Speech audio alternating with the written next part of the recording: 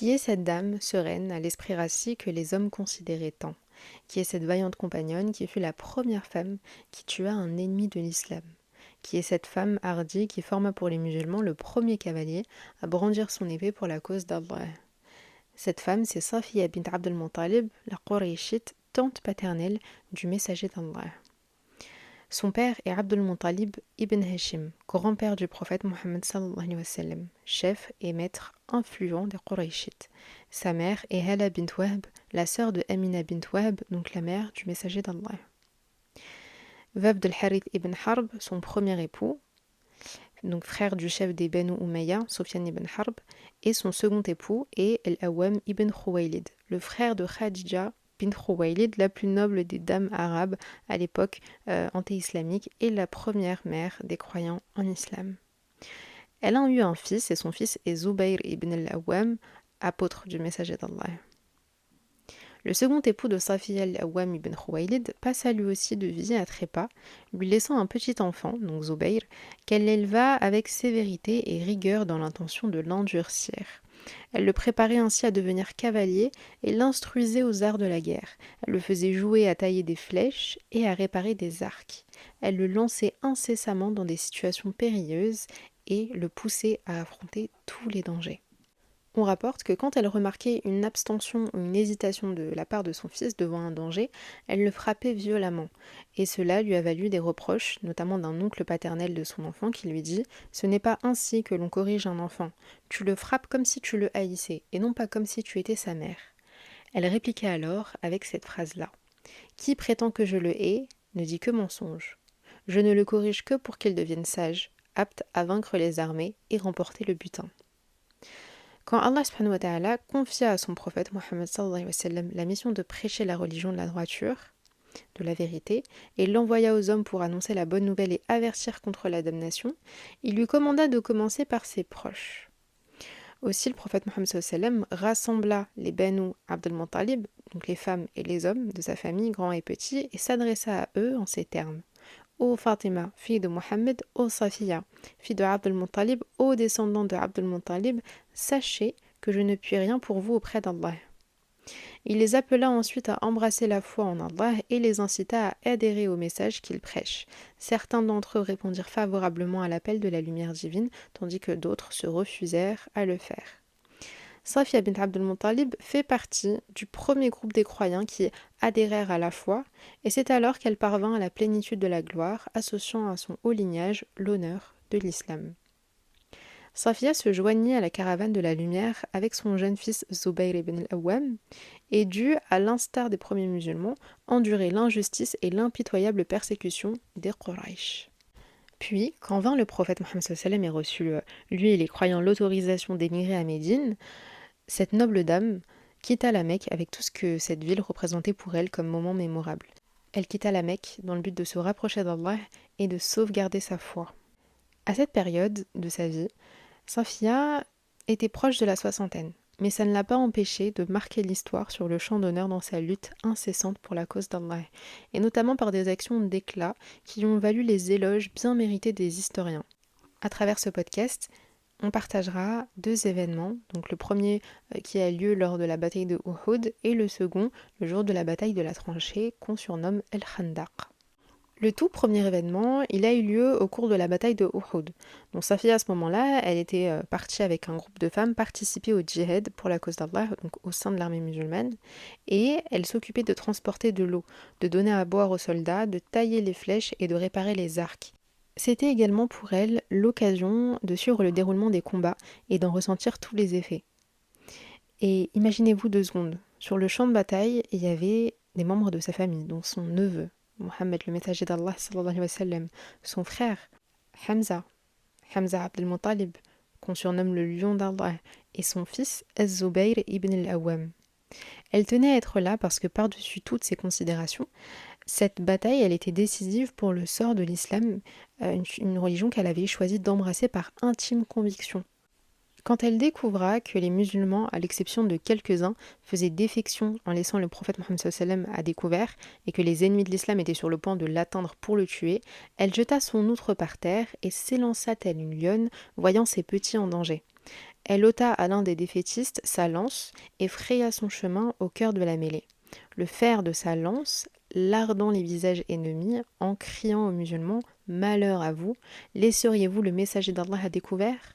En la voyant s'approcher, le prophète Mohammed sallam craignit qu'elle n'aperçût son frère Hamza tué et atrocement mutilé par les polythéistes. Il cria à son fils Zubayr « La femme, ô Zubayr, la femme, ô Zubayr !»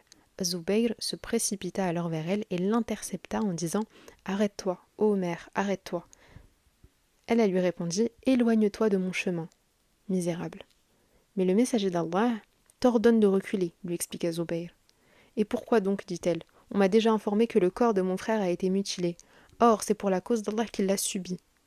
Là, le prophète Mohammed sallam lui dit « Libère-lui le chemin, Zubayr » et son fils lui céda le passage.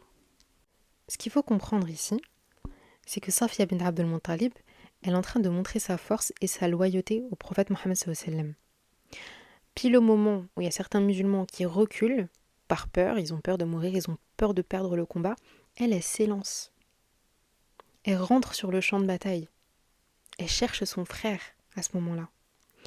Et ce passage, il révèle aussi quelque chose d'important qu'on doit noter, c'est sa patience et sa foi face à l'épreuve. Parce que quand elle apprend que son frère a été tué, qu'il a été mutilé, elle ne s'effondre pas dans la révolte. Elle reconnaît la douleur, mais elle la replace dans une perspective spirituelle. Parce qu'elle sait que ce sacrifice-là, la perte de son frère, cette perte-là, elle a été faite pour Allah. Donc elle sait qu'il est mort en martyr. À la fin de la bataille, Safia se rendit à l'endroit où son frère Hamza fut tué et s'aperçut qu'il a été éventré, que son foie a été extirpé, que son nez, que ses oreilles ont été tranchées et qu'il a été cruellement défiguré. Alors elle implora l'absolution d'Allah en sa faveur et dit « Ceci est arrivé pour la cause d'Allah. Je me résigne au décret d'Allah, par Allah j'endurerai avec patience et avec l'espoir de la récompense si Allah le veut. » Donc ça a été l'attitude, le comportement que Safia bint Abd al-Muttalib a décidé d'adopter lors de la bataille de Uhud.